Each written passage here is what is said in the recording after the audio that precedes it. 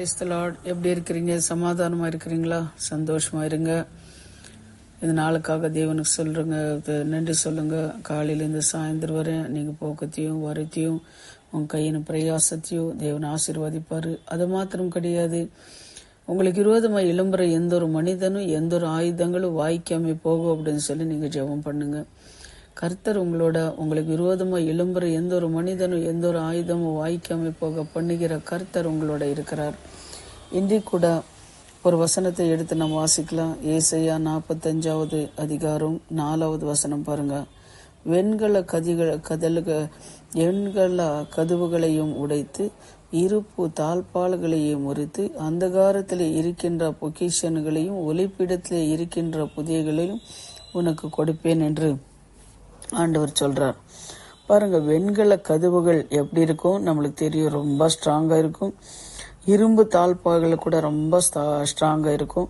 அதுபோல உங்களுக்கு விரோதமான காரியங்கள் என்ன காரியங்கள் இருக்கிறதோ, எது நடுக்காது இனிமே நம்ம கைவிட்டு போயிடுச்சு அப்படின்னு சொல்லி நீங்க நினைக்கிறீங்களோ, அந்த தடைகள் என்ன பண்றார்? உங்களுக்கு விரோதமான தடைகள் எல்லாம் உடைக்கிற தேவனாக இருக்கிறார். அந்த காலத்துல இருக்கின்ற பொக்கிஷன்களையும் உங்களுக்கு என்ன பண்றார்? பொக்கிஷன்களும் நாளை உங்களை நெருப்புகிறவராயிருக்கிறார்.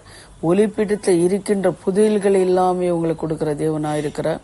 அதனால அன்பானவர்களே, உங்களுக்கு எல்லாமே தேவனுக்கு கொடுக்கிறார் அப்படின்னு சொல்லி நம்மளுக்கு தெரியும். ஏன்னா நம்ம தேவன் இந்த வானத்தையும் பூமியும் சிருஷ்டித்த தேவன். இந்த உலகத்துல இருக்கிற ஒவ்வொன்றும் அவரோட தான். அதனால அவர் எல்லாம் கொடுக்கிறாருன்னு உங்களுக்கு தெரியும். ஆனாலும் இப்ப நான் கேட்கறது என்னன்னா, உங்களுக்கு எந்த பொக்கிஷன் வேணும்?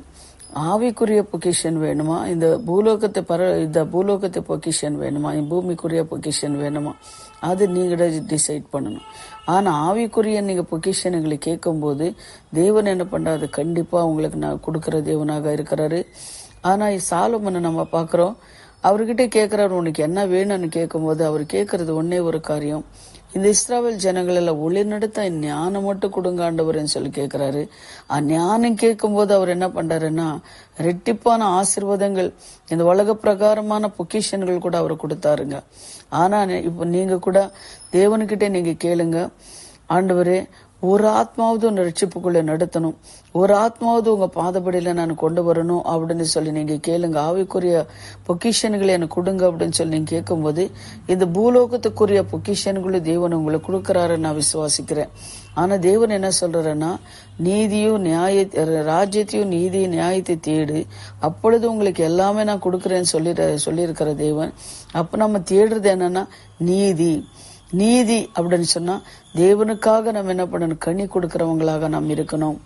தேவனோட வார்த்தைகளை கை கொண்டு நடக்கிறவங்களாக நீங்க இருக்கும்போது உங்களுக்கு புதையல்கள் உங்களுக்கு கொடுக்கிற தேவனாக நம்ம தேவன் இருக்கிறார் அப்படின்னு சொல்லி நம்ம பாக்குறோம்.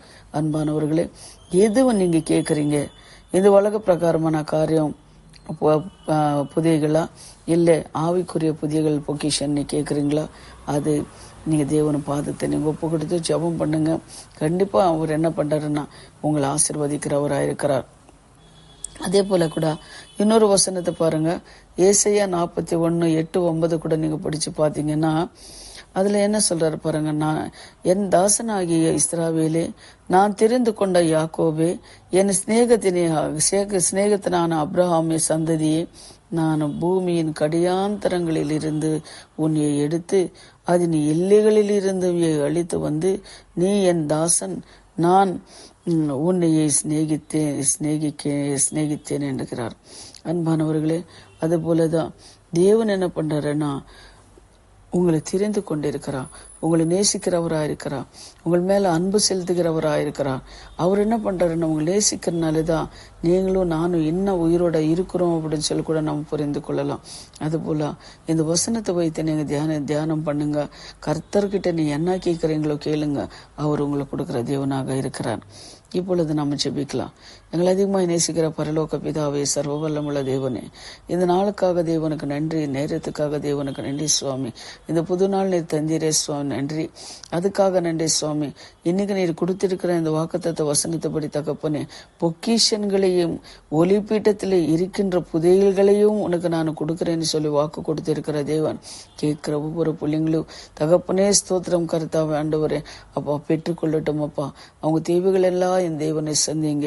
அவங்களுக்கு விரோதமா கர்த்தாவே வெண்கல கதவுகளை உடைத்து இருப்பு தாழ்பால்களை முறித்து அந்தகாரத்துல இருக்கின்ற பொக்கிஷன்களை கொடுக்கிற தேவன் கர்த்தாவே.